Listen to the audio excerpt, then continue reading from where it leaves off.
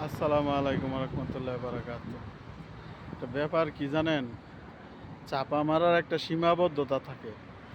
যখন সীমা আবার লঙ্ঘন হয়ে যায়, যে কোনো জিনিস আপনি যখন করবেন সীমা লঙ্ঘন হবে, তখন আপনার প্রতি মানুষ দেশ সব কিছুই তেমন সমস্যায় পড়বেন আপনি।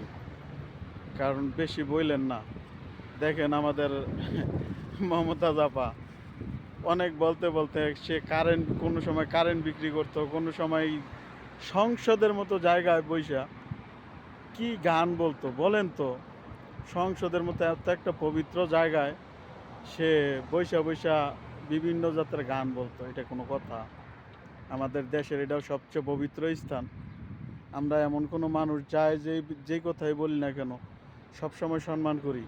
উনি কি কাজটা করলো, আজকে যাও মামুর বাড়ি গিয়ে একটু আপ্যায়নটা ভালো করে করবে, যাও মামুদের সাথে আর দেখাশোনা করে আসো, কেমন লাগে দেখো।